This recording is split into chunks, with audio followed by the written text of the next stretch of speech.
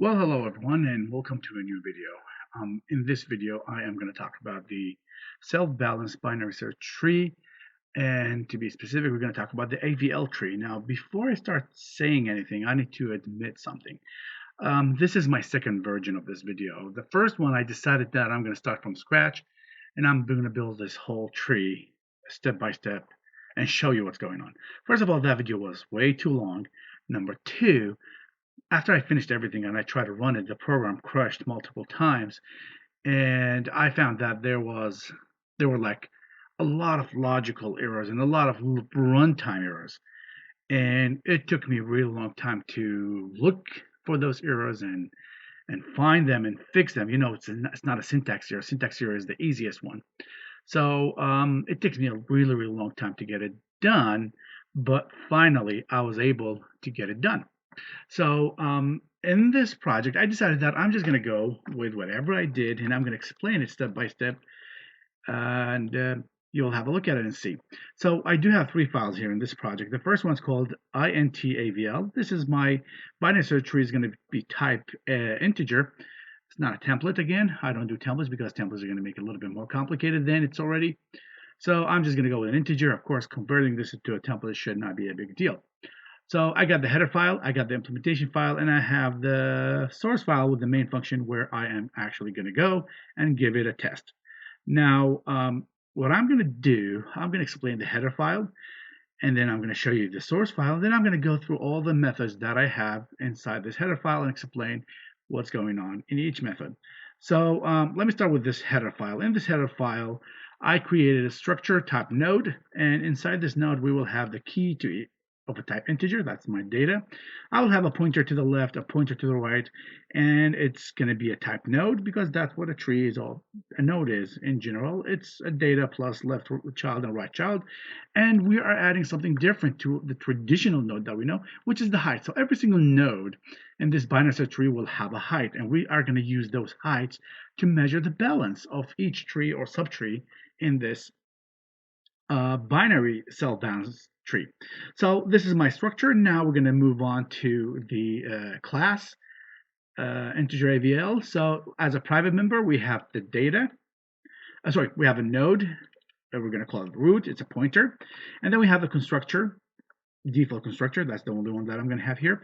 And then we have a method to create a new node, which is going to be returning a pointer to that node. And then we have a method to insert, actually two methods to insert nodes.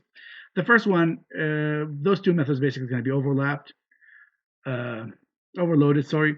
So we got the insert method where we're going to pass the key. And then after that, inside this method, we're going to call this method where we're going to pass a pointer to a pointer. I'm going to explain that later because it's a little bit one of the reasons why I had a lot of issues here. We also have a function to print the data in a pre-order. And as you can see here, we got two of them. I'll show you. We have another method to return the height of a node. We have a method to return the balance of a tree or a subtree. And we have a method to rotate to the left and rotate, rotate to the right and rotate to the left.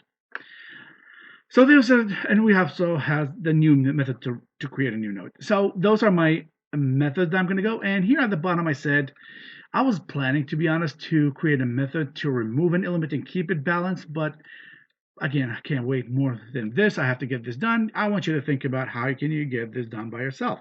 Again, you're just going to have to think about how do you remove an element from a binary search tree. And once you're done with that, all you have to do, you're going to have to go and use those rotate methods and get balance to get the node to be balanced back again after removing an element, if removing that element will lead to an unbalanced tree. Anyway, so this is my header file. Now let's move just to the source file. And in this source file, what I did here, I included that header file, and I created this tree. And then after that, I showed the elements in a pre-order. So what I'm going to do, I am going to copy this code, and I'm going to move to a Paint software, and I'm going to post this code in this area. And what I'm going to do, I'm going to show you how I'm going to build this tree.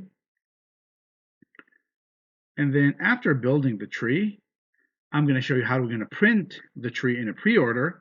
And then we're going to go to the function, to the Visual Studio project, and then we're going to show the implementation of each of those methods. And then after that, we will see the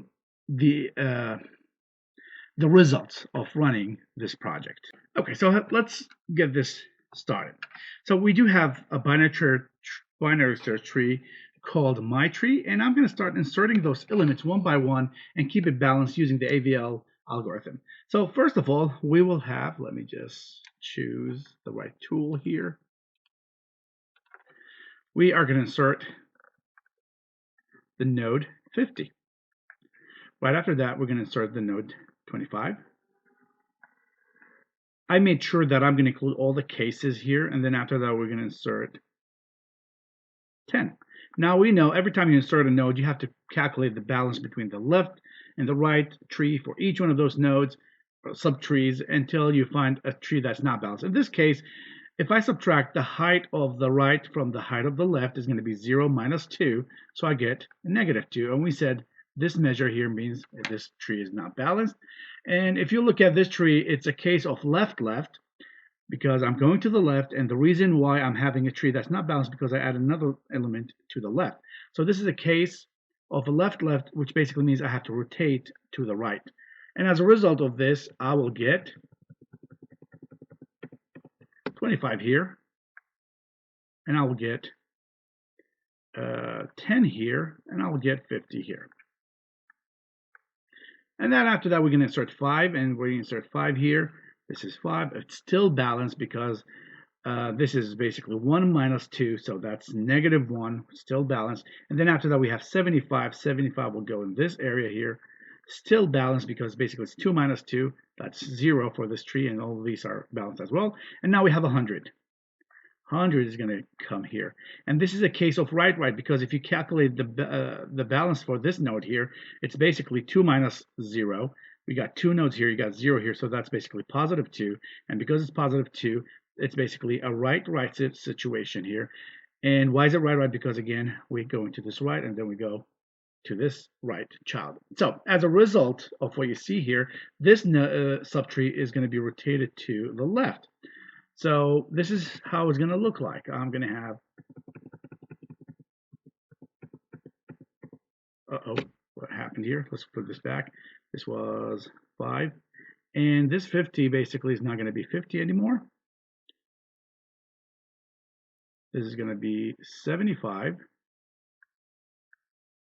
And you will have 50 here.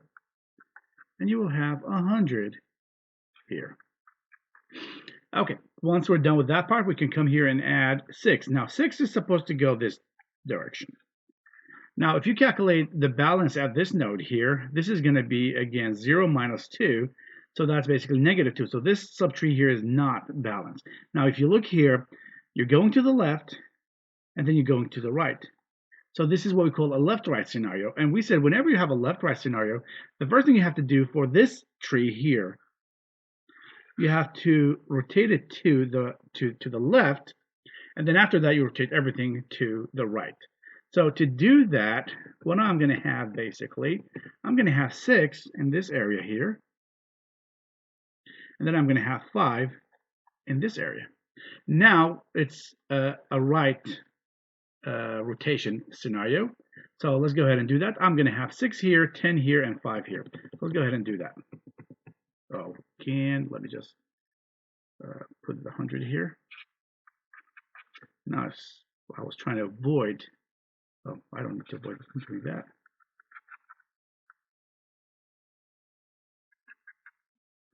Now what we're going to have here, as I said before, we're going to have 6 here. We're going to have 10 here. You're going to have 5 here. Okay, after that, we do have 120. So 120 will come here.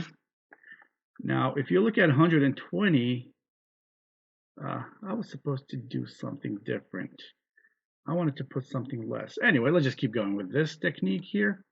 So I got 120. If you look at it, it's still balanced because if you subtract 2 minus 1, that's okay. And this is going to be, wait a minute, 1, 2, 3, and this is going to be 2. So still this is balanced, no problems. Now, if you add 130, which is going to come here,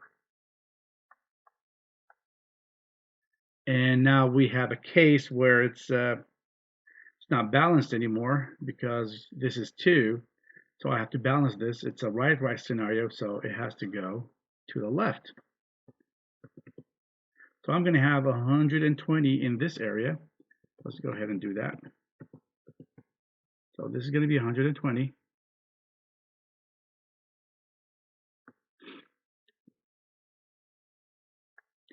And 100, it's going to come here. This is going to be 130. So if I want to print this tree, if I go in the pre-order, it's going to be 25, 6, 5, 10, 75, 50, and then 120, and then 100, and then 130. And that's how the tree should look like.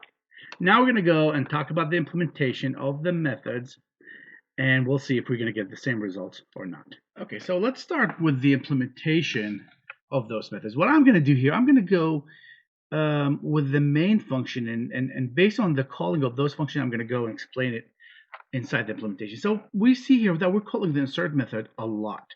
So I'm going to jump into this insert method. If you go inside the insert method, you will see that's the first time you call insert method. You're basically going to pass the data that you're trying to insert. And then after that, you are going to call the function insert, but this time you're going to pass the root and the data. Now you can see here, I'm passing the address of the root, and we know the root by itself, it's a pointer. So I'm passing a pointer of a pointer. Now the reason why I'm doing this is because if you just pass the root, you will not get the effect that you think you will get by passing a pointer. This is something that if I want to explain it, I have to go into a really simple example to do that. But I found out while I was testing my project, sending the root as a pointer and receiving it inside the other function, inside the button function, as a pointer will not give you the effect that you're looking for. So to keep the manipulation, the change we're going to apply to the root, I need to pass the address of the root.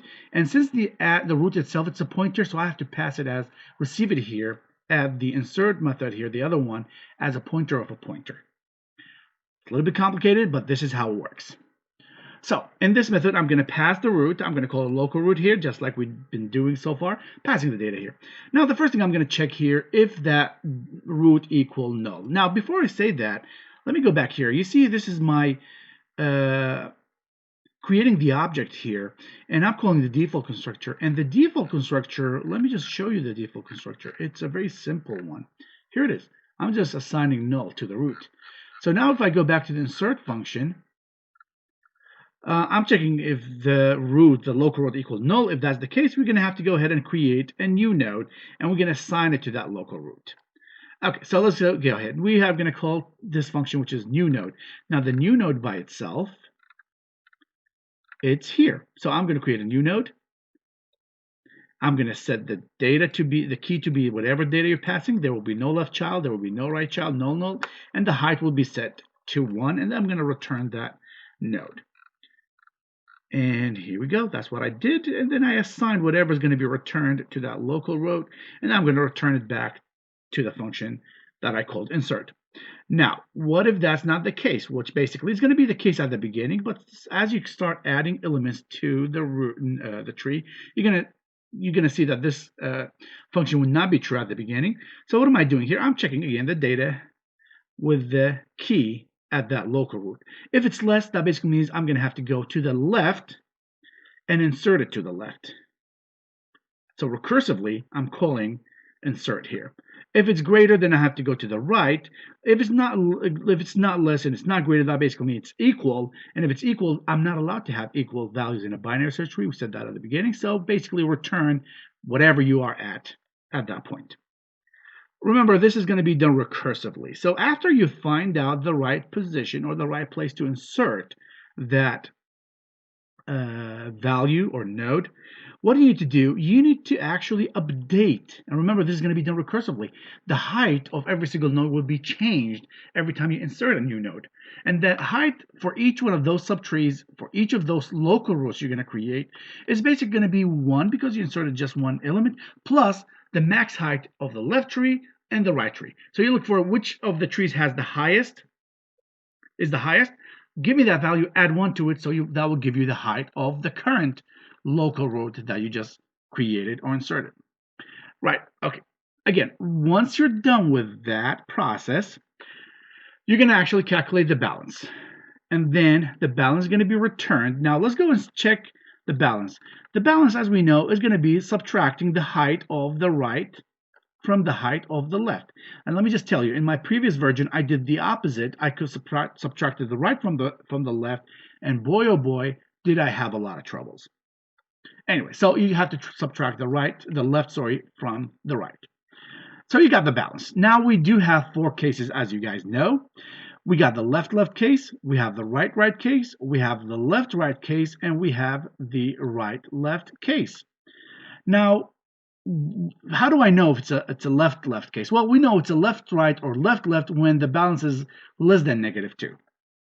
So that's why we have left, -2. Now, how do I know if it's a left? Well, left, basically, this condition here, or this expression here, will tell you what I'm trying to figure out here is when I inserted the new data, and that data that I inserted caused the unbalance for the tree, I need to ask myself, did I add it to the left of the left root?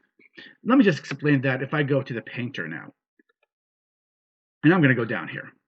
So imagine this is my node, local root, and this is my other node, the left child of it. Now the question that I'm trying to ask, I know it's a left, but I want to know if it's a left or it's a left-right. How do I know that? Basically, I am asking myself this question. Is the data that I just inserted was less than the local left child key?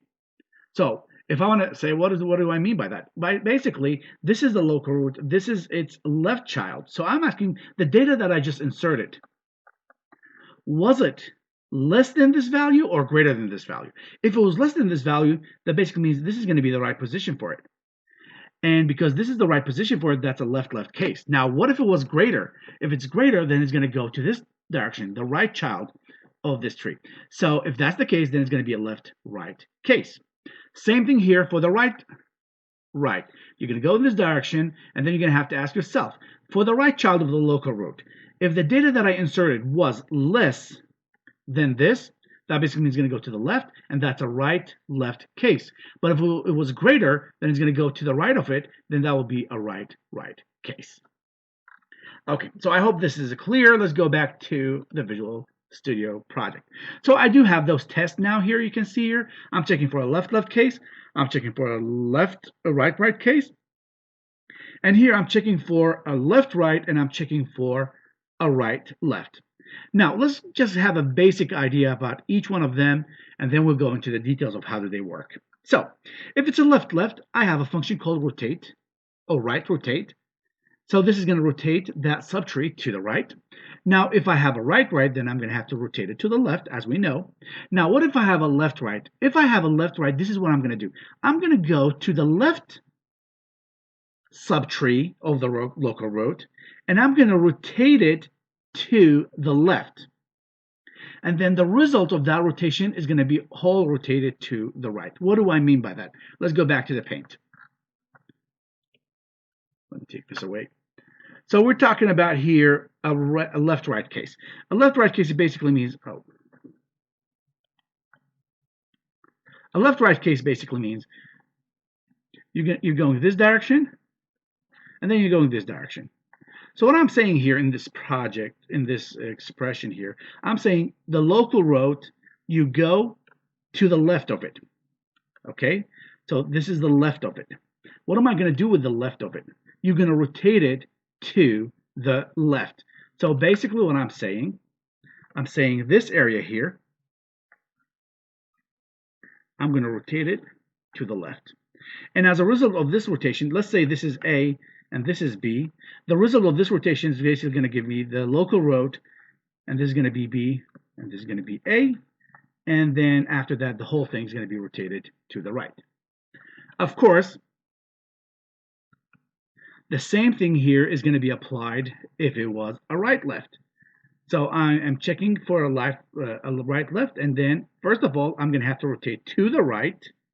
And then after that, whatever the result's going to give me, I have to rotate it to the left. So as you can see here, I just have two functions here, left rotate and right rotate. I'm going to explain those, and I'm basically will be almost done. So of course, the function at the end is going to return the local route that I just created. So let's go ahead and look at those rotate right, right rotate, and left rotate. I have them both here in this area. So let's go ahead and start with right rotate. What I'm doing here, and let me just explain this part. And by the way, every time you see a question mark, that basically means there was an issue at this point, and I was able to fix it later, but I forgot to take those question marks away. So what am I doing here? Remember here, we are trying to rotate to the right. I'm creating two nodes here. Let me just copy this section, and I'm going to go here. And by the way, just to let you know, rotating left and rotating right are almost the same. There will be a few differences. So let's just go ahead and put the project here. Let me create the phone. Let me put this here. Okay, so we got those 2, 3, 4 statements. And just to show you what do I have, I'm trying to rotate to the right. So imagine this is my scenario here. I got A here, I got B here, and I got C here. What did I do here? I created a new node, a pointer to a node. I called a new route. So I'll just say NR. And NR is going to equal the left child of the local route. So basically, this is going to be holding the address of this node. And then after that, I created a new node. I call it new route right. And then we'll just call it, for example, NRR.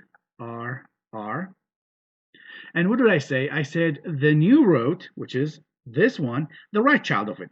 And if you look here, there is no right child. The right child is null. So what I'm saying here, null is going to be assigned to that. Right here, this is what I'm doing. I'm saying here, the new node right, so which was pointing to null, is going to be basically pointing to A. So the right of B is going to be A in this case. And after that, let's look here. The local route left, which was pointing here, is going to equal this node, which basically null. Okay, now if I want to redraw this,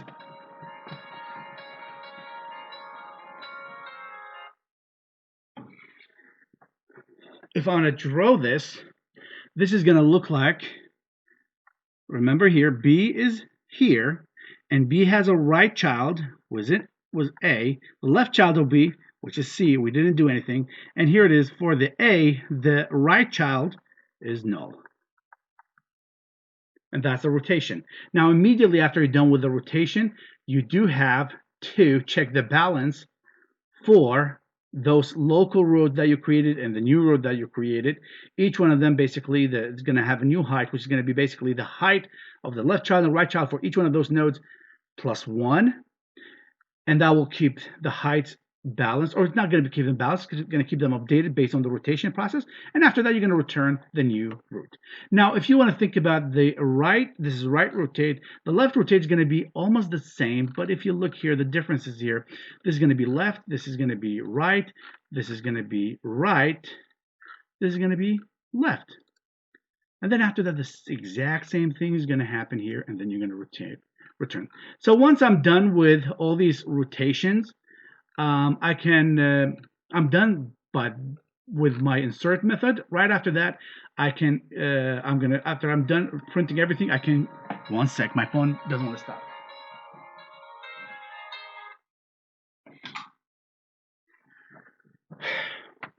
I can go ahead and print the method in the pre-order, and you can see here, you're going to print the key of the route, then you go to the left, you go to the left, left, and then you go back to the right. Now, what I'm going to do, I'm going to run this method, and I'm going to stop at this point. Well, you know what? Let me just run it all the way to the end, and I'll keep something here. Let me run it. And here it is. So 25, 6, you know what? Let me just open this again, and let me show you the results one by one. It's very small, 25, 6, 5, 10, 75, 50, 120, 100, and 130. Now, the last thing I'm going to do here is I'm going to change this 130 to be 110. So I'm going to test if we have a case of a right left. And you'll see this will work perfectly fine, just like you're just going to have to draw it again, but it's going to be 25, 6, 5, 10, 75, 50, 110, 10, 100, and 120. Let me stop this. I'm going to run it again for the last time.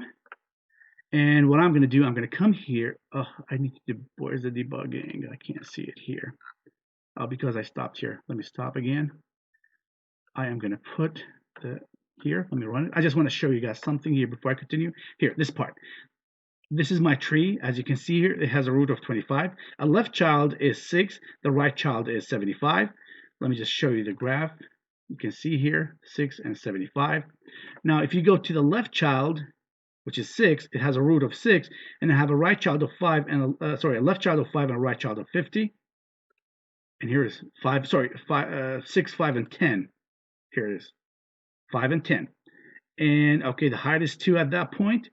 Now, if I go to the right child, it says it has a 75. It has a left child of 50 and a right child of 110. Remember, I just changed that to 110. So this is going to be a left child of 50 and 110 here. It's supposed to be 110. And then I will have a left child of 100 for the 110. If you go to the 110, left child of 100 and a right child of 120. This, if you go with the debugging, this should be able to tell you the results of your work. So this will be the end of this video, and I hope everybody understand what I just said. And just remember, try to think about how do you get this part done. If you can get that done, that will be great. So I'll see you guys in the next video. Later.